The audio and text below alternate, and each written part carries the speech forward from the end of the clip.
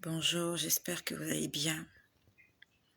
En ce dimanche 30 juillet, nous nous approchons sûrement et petit à petit du mois d'août. Ça va très vite. Nous entrons déjà dans le 8e mois de l'année. Et le mois d'août est un mois de très mauvais souvenirs pour moi. Le mois d'août, c'est mon mois d'anniversaire. Je suis née en août. C'est aussi le mois où mon cœur a été poignardé. Le mois d'août est un mois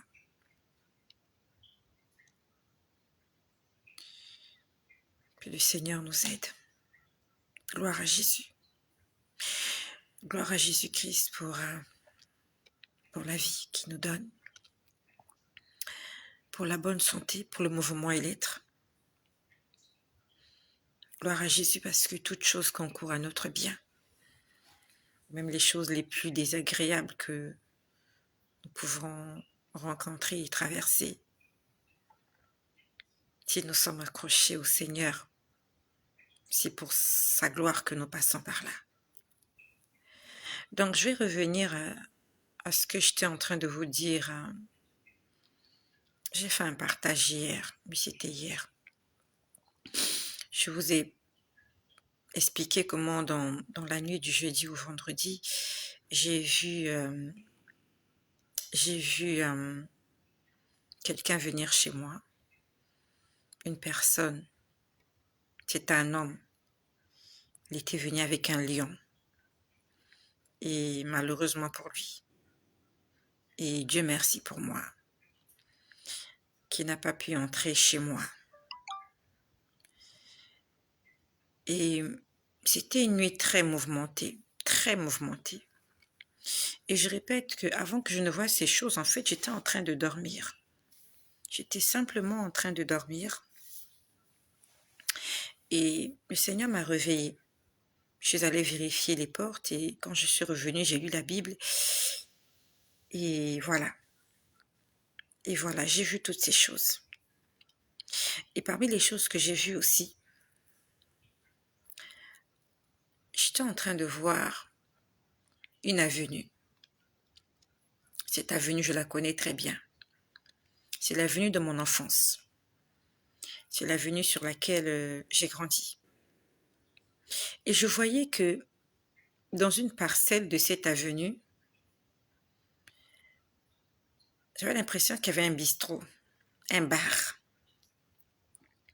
Et ce bar-là était en train de faire passer de la musique.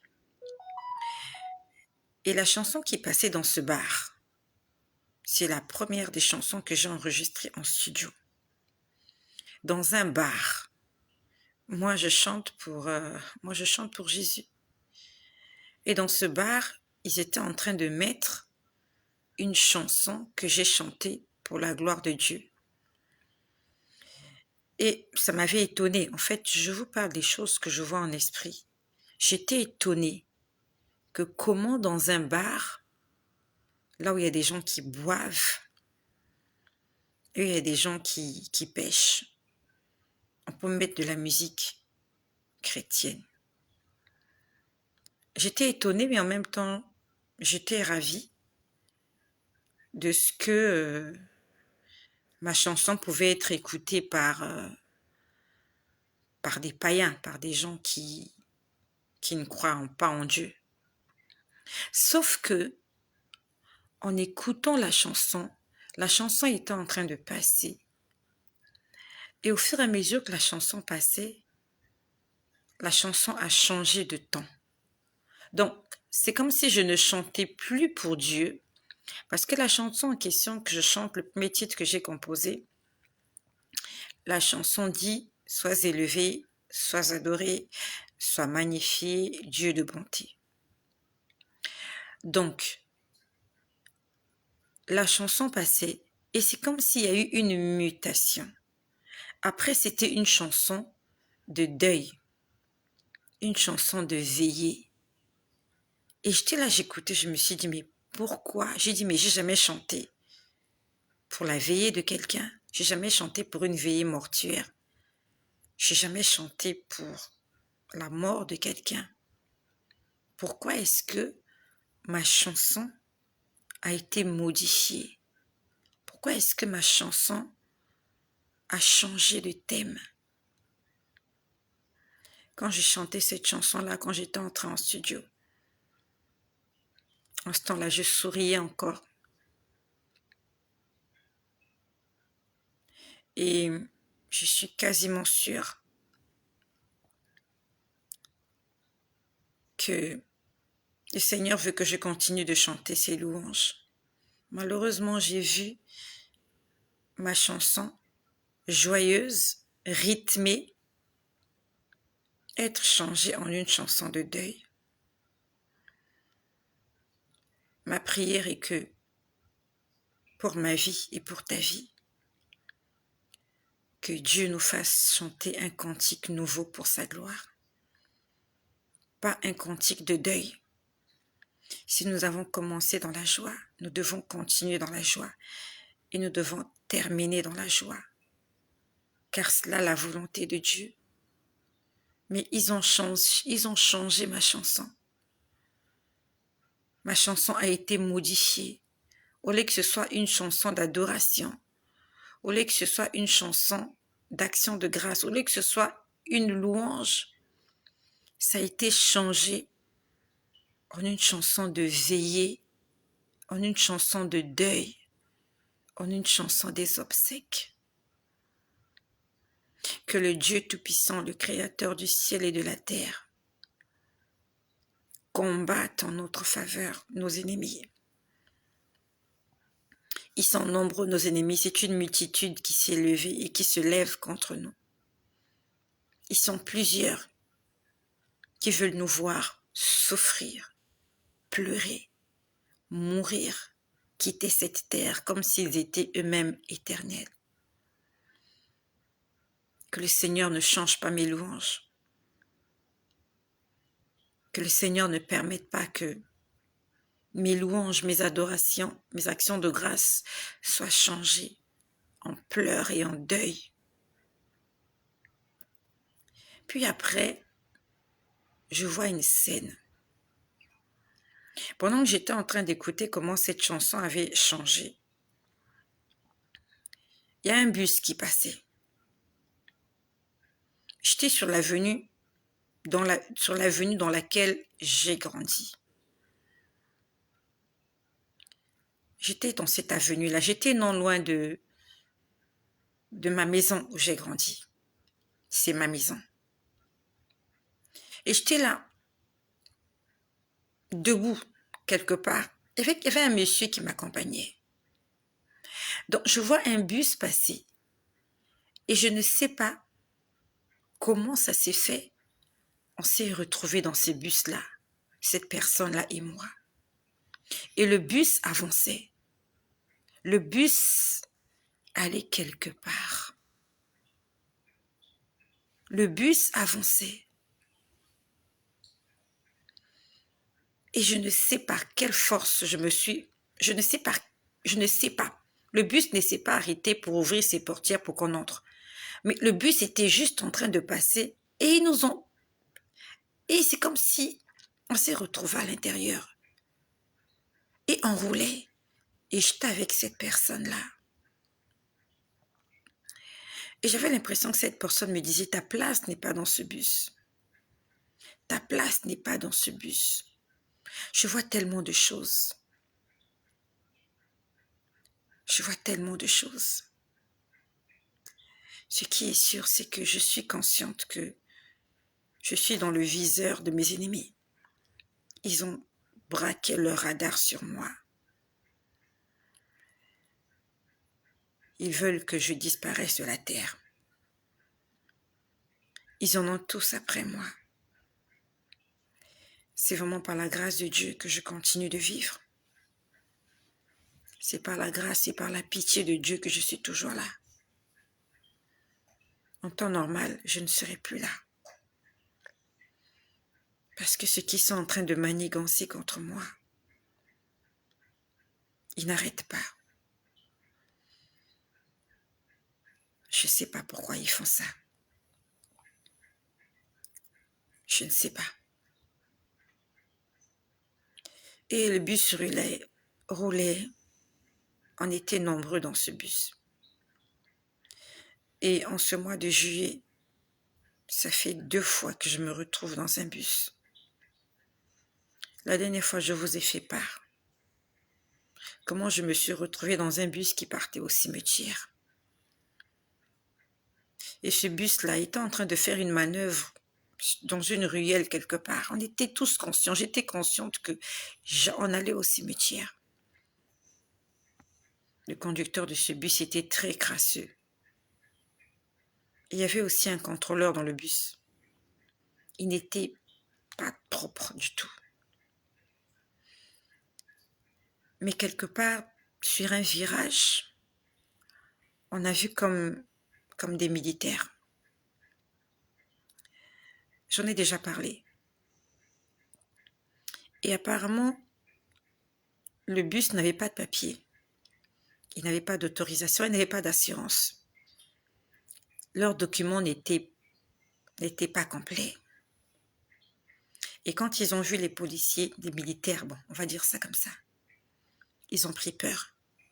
Ils ont fait marche arrière jusqu'à se retrouver dos à dos avec un mur. Ils ne pouvaient plus continuer leur chemin. Ils ont ouvert les portières, ils sont sortis, ils ont fui. En nous abandonnant dans ce bus-là, et les portières étaient ouvertes. Il y a quelqu'un qui est venu dire, sortez de ce bus. Sortez de ce bus. Ce bus-là partait au cimetière.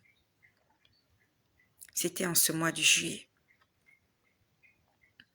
Et là, il y a de cela 2 jours, je me suis encore retrouvée dans un autre bus. Et la personne qui m'accompagnait, c'était un homme. Il m'a dit, ta place n'est pas dans ce bus. En fait, il se battait pour me faire sortir de ce bus. Et finalement, il m'a fait sortir. On est sorti du bus. De la même façon qu'on est entré, c'est comme ça qu'on est sorti. Comme par enchantement. Donc, la minute d'avant, vous êtes à l'extérieur du bus. La minute d'après, vous êtes dans le bus. La minute d'avant, vous êtes dans le bus. La minute d'après, vous êtes hors du bus, sans pourtant que le bus ne s'arrête. Le bus ne s'est pas arrêté. Le bus n'a pas ouvert ses portières, mais on a été comme téléporté à l'extérieur. Et ce bus, c'est le bus de la mort. Il circule là dehors. Il ramasse qui il veut. Et si tu n'as pas l'ange et l'Éternel qui campe autour de toi, ce bus-là te prend, il t'emmène. Si tu n'as pas un avocat, défendre ta cause.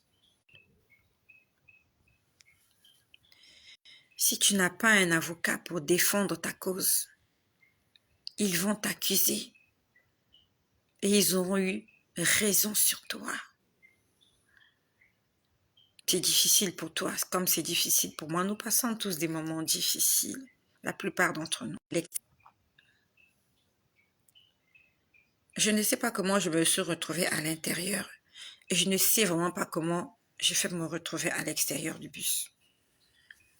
Je sais simplement que ça ne dépendait pas de moi. Puis après, je suis venue dire merci à Dieu parce qu'il combat pour moi. Il combat pour moi. Hier, j'étais sur Facebook et j'étais en train de faire défiler la file d'actualité. J'aimerais te dire que Dieu t'aime, qui que tu sois. Même si tu vis dans le péché, Dieu a un amour inconditionnel pour toi. J'étais en train de faire défiler la file d'actualité hier sur Facebook. Je suis tombée sur une image de Rihanna. Rihanna, cette grande musicienne. Je ne sais pas si c'est une vieille photo ou c'est une photo récente, mais je l'ai vue enceinte. Elle avait porté un jean et tout son ventre était à découvert. On pouvait voir tous les traits de son ventre. Je crois qu'elle attend un bébé. Elle était là, le ventre en l'air, avec un petit haut, je ne sais pas de quelle couleur. Elle portait des lunettes. Il y avait 2 photos d'elle. Et c'était écrit Rihanna aperçue quelque part à Los Angeles, quelque chose comme ça. C'est pas évident en tant que femme enceinte d'exposer son ventre comme ça. Moi, personnellement, je peux pas le faire. Je sais qu'il y a plusieurs femmes qui sont là. Vous ne pouvez pas exposer votre ventre comme ça en l'air. À la limite, ça ressemble à de la folie. Parce que ce sont des choses qu'on n'a vraiment jamais vues. Moi, depuis que je suis née, à part dans les publicités, où il y a certaines femmes qui exposent leur ventre pour une raison bien justifiée. Mais là, voir une femme exposer son ventre, juste, on ne sait pas pourquoi, à la limite, c'est quelque chose de nouveau. C'est quelque chose qu'on n'a vraiment jamais vu. Une femme qui expose sa grossesse au vu de tout le monde. Apparemment, c'est son style à elle.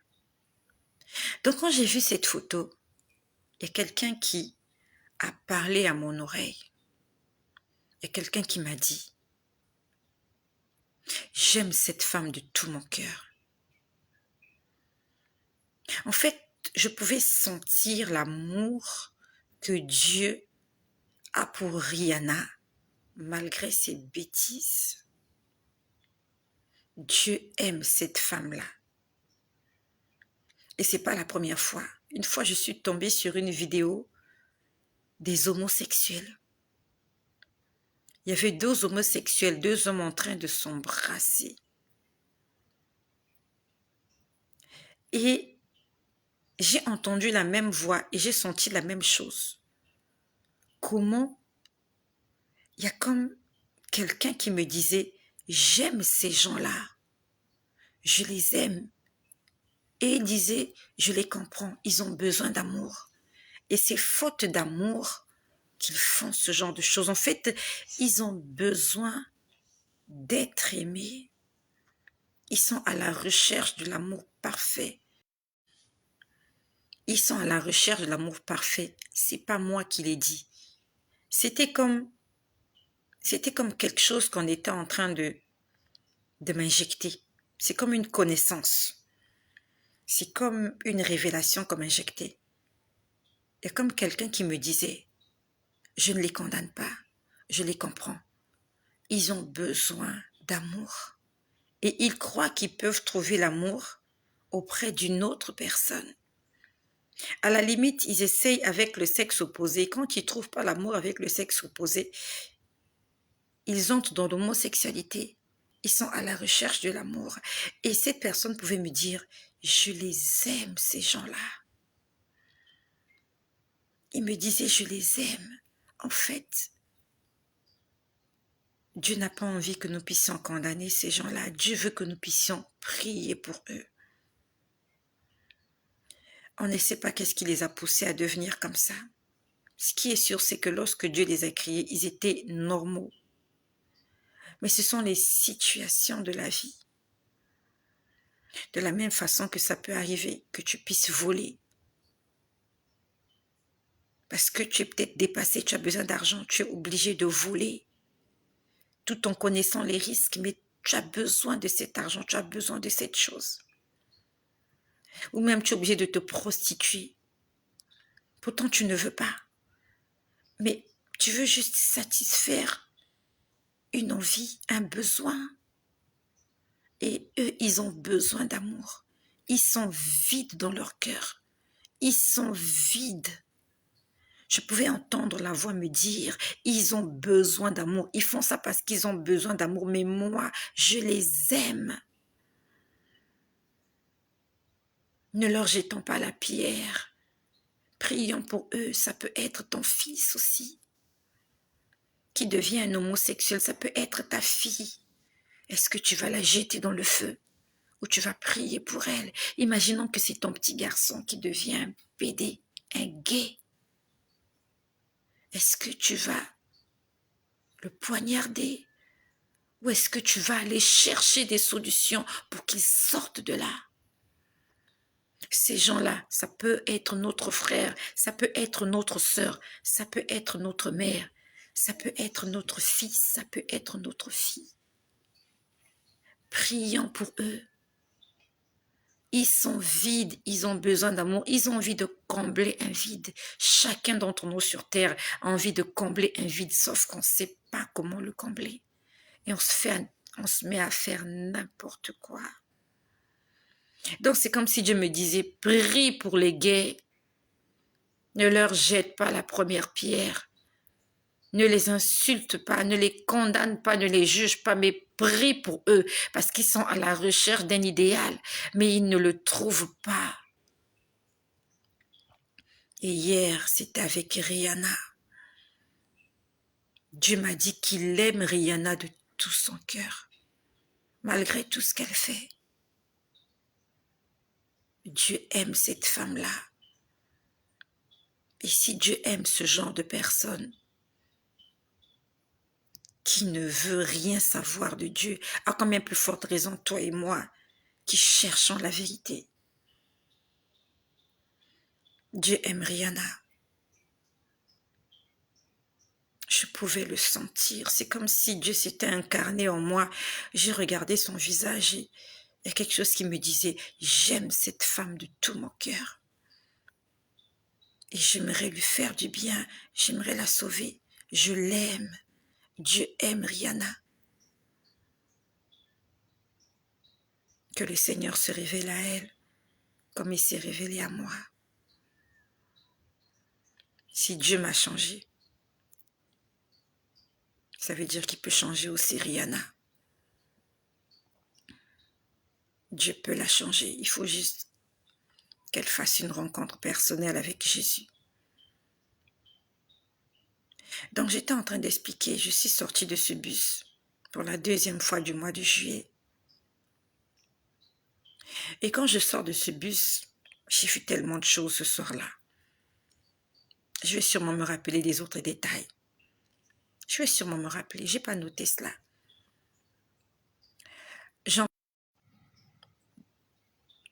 Quand je sors de ce bus, j'entends comme quelqu'un qui veut imiter la voix de ma mère. Il y a quelqu'un qui voulait imiter la voix de ma mère et qui a essayé de prendre l'apparence de ma mère. Donc c'est comme si, je ne sais pas comment je peux l'expliquer, mais j'entends quelqu'un parler. Et cette personne voulait se faire prendre pour ma mère. Pour ceux qui ne sont pas au courant, ma mère est partie au ciel depuis l'année dernière. C'était le 28 août de l'année dernière. Ma mère m'a précédée au ciel. Elle m'a précédée. Et elle me manque beaucoup. Elle est dans la joie là-bas. Elle est en train de faire la fête. Mais elle me manque beaucoup. Énormément. Et ma prière est que le consolateur, le Saint-Esprit, qu'il vienne vraiment me consoler. Parce que j'ai besoin d'être consolée. Et j'aimerais parler à quelqu'un qui passe des moments difficiles, quelqu'un qui est triste. Je prie que le Seigneur te console. Que le Seigneur sèche tes larmes. Donc il y a quelqu'un qui imite la voix de ma mère. Mais apparemment, je savais que c'était pas elle. Quelqu'un voulait se déguiser. Il y a quelqu'un qui a voulu se déguiser. Non, pas qui a voulu se déguiser. Quelqu'un s'est déguisé. La personne a pris et l'apparence de ma mère et la voix de ma mère pour me faire croire que c'était ma mère. J'aimerais te dire que s'il y a quelque chose qui te manque, et que tu essaies de combler cette chose qui te manque là, le diable essaiera de te présenter quelque chose de faux pour te pour te tromper. Il va te faire croire qu'il peut te combler avec ces choses qui te manquent, mais ça sera de la contrefaçon, ça sera faux. J'aimerais te dire que si quelqu'un est mort, il ne peut plus t'apporter de message parce qu'il est de l'autre côté et il n'y a pas de rapport entre les morts et les vivants, surtout les morts en Christ. Lorsque quelqu'un meurt en Christ, il va se reposer. Quand on dit repos, il ne travaille plus. Donc, quand Dieu dit repos, ça veut dire que tu ne fais plus rien si ce n'est que jouir de ton éternité. Donc, Dieu ne peut pas demander à quelqu'un qui est en train de se reposer de venir encore sur terre, être au service des humains, de ceux qui sont en vie. C'est pas possible. Ça, c'est le travail des anges. Ce sont les anges qui sont au service des hommes. Ce ne sont pas les défunts qui sont au service des hommes.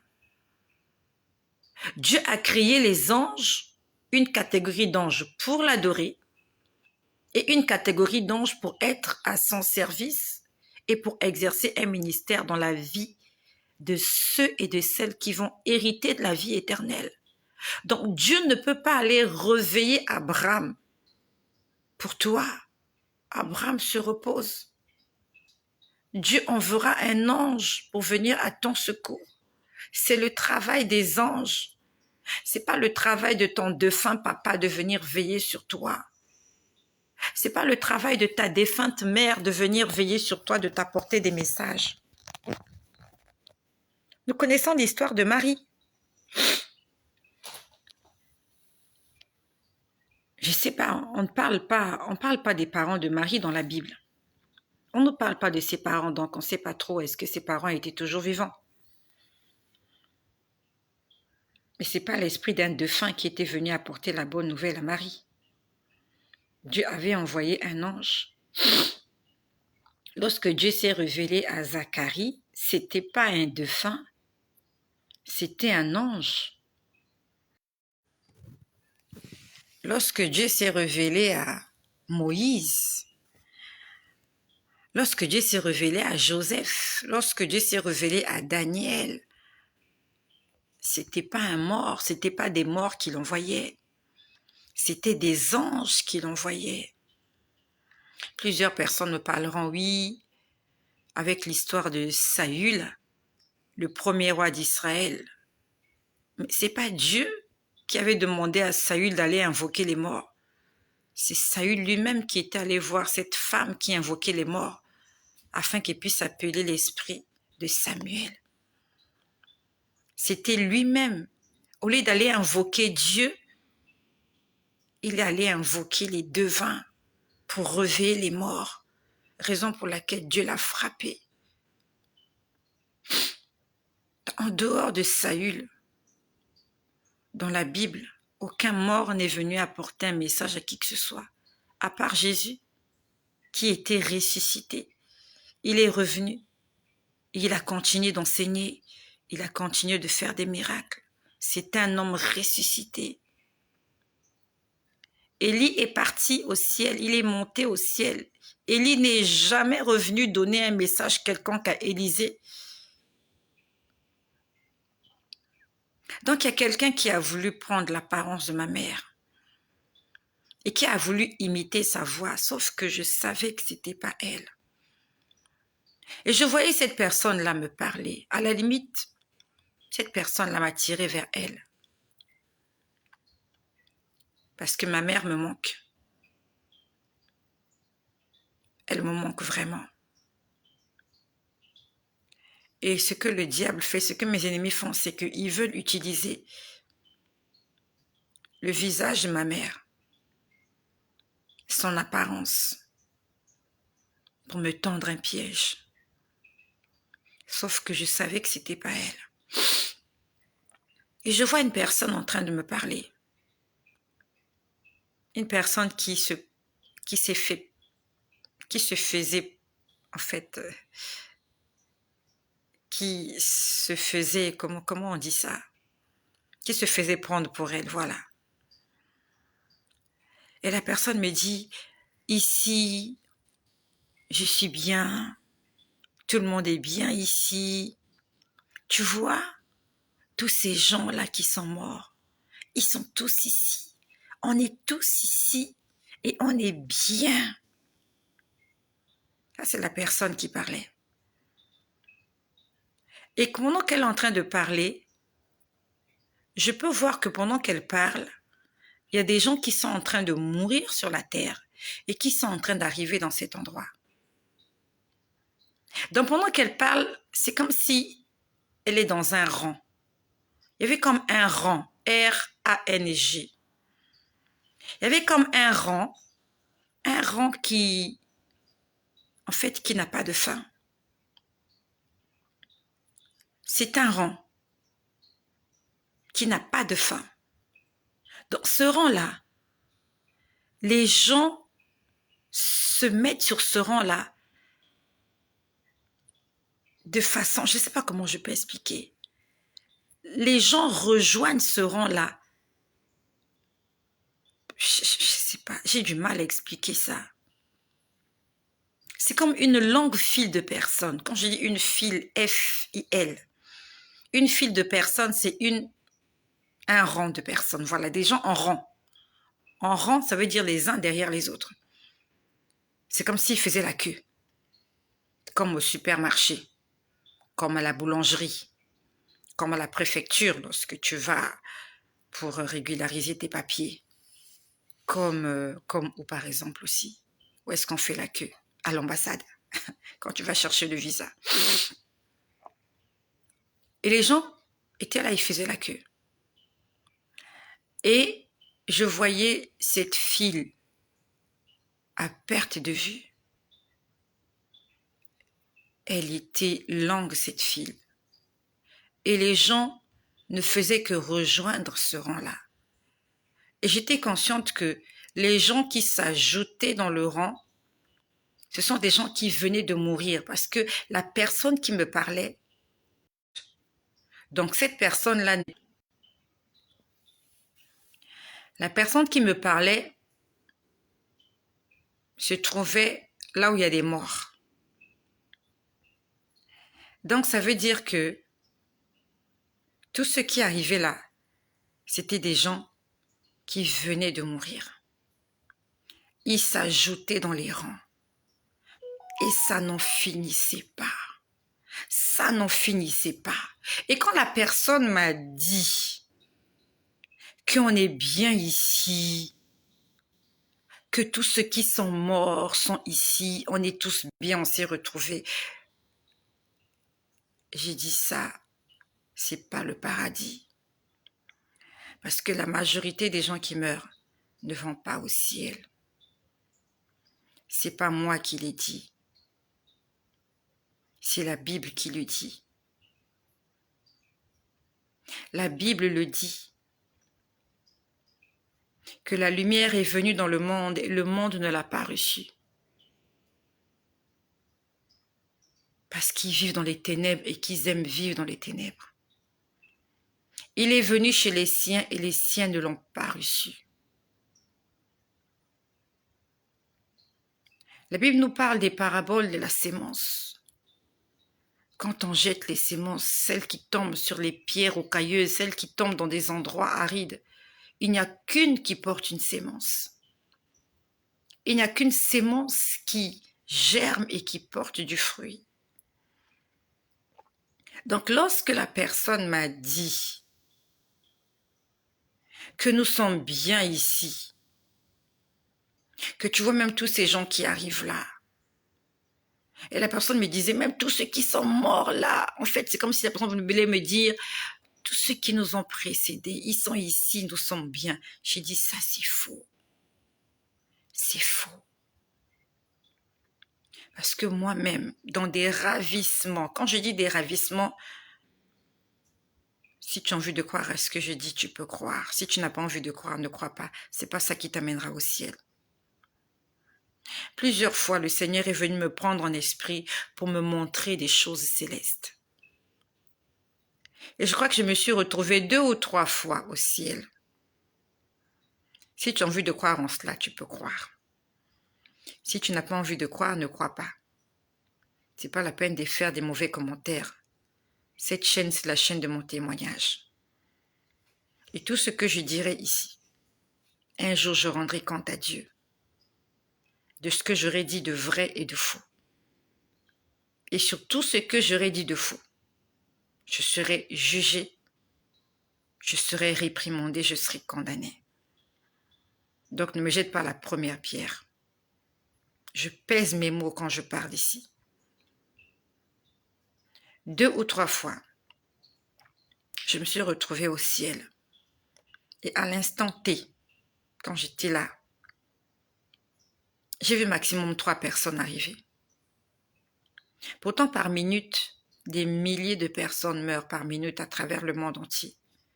Mais à cet instant où j'étais à cet endroit, qui est le ciel, que tu y crois ou pas, moi je témoigne.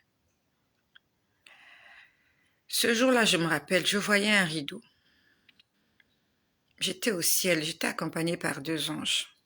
J'avais vu beaucoup de choses ce jour-là. C'était un 15 août. Un 15 août, je me rappelle bien. Je crois qu'on était en 2018. J'ai vu 2 ou 3 personnes arriver au ciel. 2 ou 3. Alors que lorsque Dieu m'a fait visiter le séjour des morts, qu'on appelle vulgairement l'enfer, j'ai vu des gens tomber dans cet endroit. Les gens tombaient en pagaille. Les gens tombaient comme la pluie. Les gens tombaient.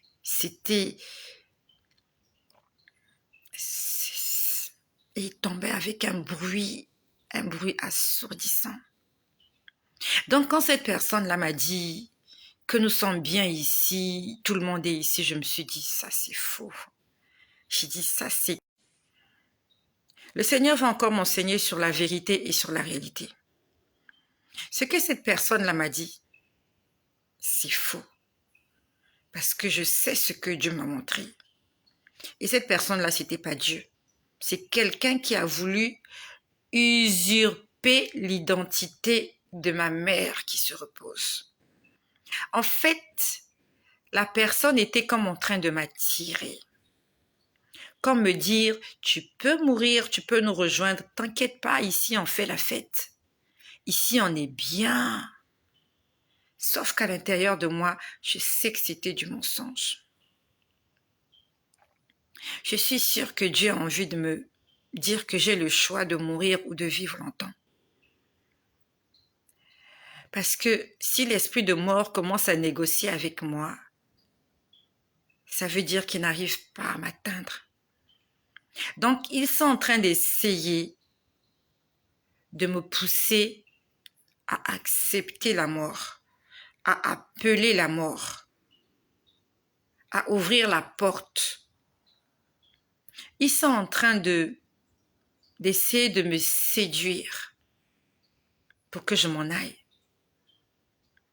C'est comme ça que je comprends ça.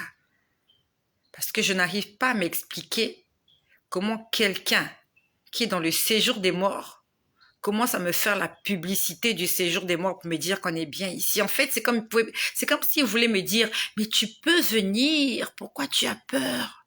Viens nous rejoindre, parce que tout le monde est ici. Tous ceux qui sont morts sont ici et je sais que c'est pas vrai. Je sais que c'est pas vrai. Parce que j'ai vu des gens mourir autour de moi. Ils sont pas allés au ciel. Même des gens de ma famille. Même des proches. Je les ai vus mourir. Leur âme n'est pas montée au ciel. Donc, cette personne-là était en train de me mentir. Parce que moi, la plupart des gens qui sont morts autour de moi, la plupart ne sont pas allés au ciel. Donc, je suis consciente qu'ils ne sont pas dans un endroit de repos. Ils ne sont pas en train de faire la fête. Ils sont en train de gémir et de se lamenter. Sauf que là, j'avais quelqu'un qui essayait de me séduire en me racontant des mensonges. En fait,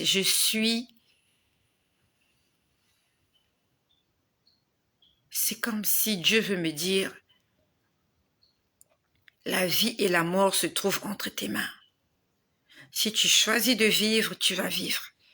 Si tu choisis de mourir, tu vas mourir. Parce qu'apparemment, il fallait que je dise oui pour rejoindre les rangs. Sauf que j'avais compris que c'était de l'arnaque. C'était de l'arnaque. Je ne sais pas qu'est-ce que tu traverses. Mais vivre est un choix. Tu peux vivre. Tu peux vivre longtemps. Ça dépend de toi. Ça dépend des choix que tu feras. Si l'esprit de mort commence à te séduire, c'est parce que il ne sait pas comment t'avoir. Il ne sait pas comment se saisir de toi. Et il veut que tu déclares la mort. Il veut que tu appelles la mort pour que tu sois responsable de ce qui va t'arriver. C'est comme ça que je l'interprète. Il n'arrive pas à m'avoir. Et ils sont en train de commencer à me séduire, à me faire la cour. Ils sont en train de me draguer.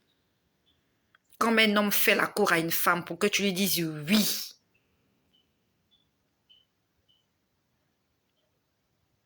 Au fond de mon cœur, je dis, c'est pas le ciel que je vois. Parce qu'au ciel, les gens n'arrivent pas comme ça au ciel, comme des poissons qui tombent dans des filets. Je dis, c'est pas le ciel ici. Et les gens étaient en train de se mettre en rang. Incroyable. Cette file, les gens s'accumulaient. Il y avait une foule incroyable. Puis après, j'ai vu une scène. Oh, j'ai beaucoup de choses à dire. Ça fait combien de temps que je parle déjà?